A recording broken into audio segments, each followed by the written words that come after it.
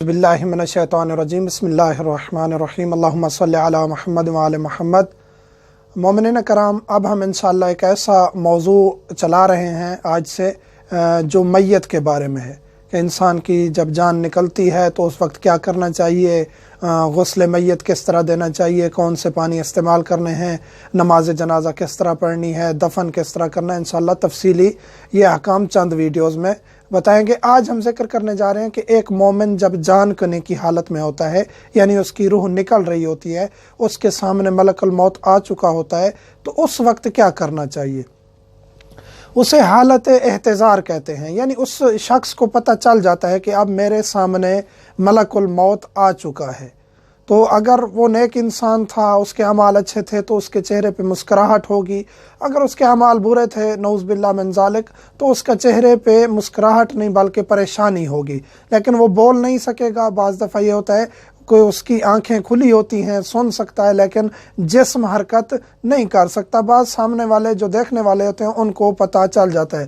بعض اتنے خوش نصیب مومنین ہوتے ہیں جن کو جو کلمہ بھی پڑھ لیتے ہیں، خود اپنی جو ہے وہ شہادتیں بھی پڑھ لیتے ہیں، تکرار کر لیتے ہیں، تو ان کو یہ خوش نصیبی مل جاتی ہے۔ لیکن بعض جو ہوتے ہیں گناہوں کی وجہ سے ان کو یہ موقع نہیں ملتا، تو پھر ان کے لیے ایک علیحدہ رستہ بنایا گیا ہے۔ جو مومن نعوذ باللہ من ذالک گناہگار ہوتے ہیں، ہر انسان گناہ کرتا ہے لیکن اس کو توبہ کرنی چاہیے، توبہ کا دروازہ ہر وقت کھلا رہتا ہے۔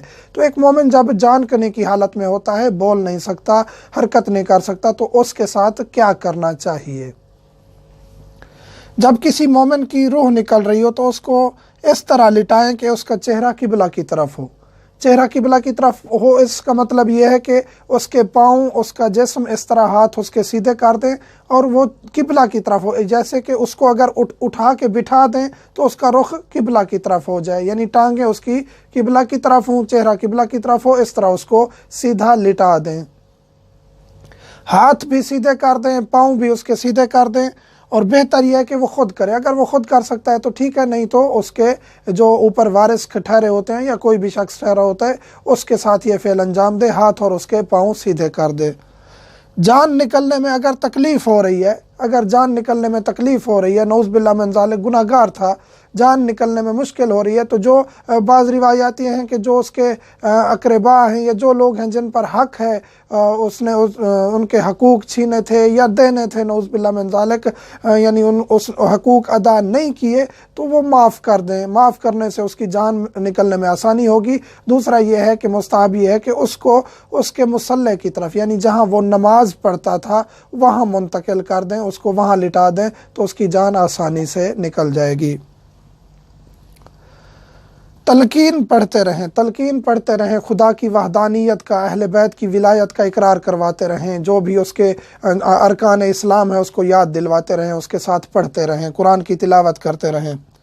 مکروہ ہے کہ مجنب اور حائض اس کے قریب جائیں۔ مکروہ ہے کہ ایک شخص، مرد یا عورت جنابت کی حالت میں ہے یا حائض والی خاتون ہے، اس کے قریب بھی نہ جائیں، اس کو چھوئے بھی نہیں، مکروہ ہے یہ۔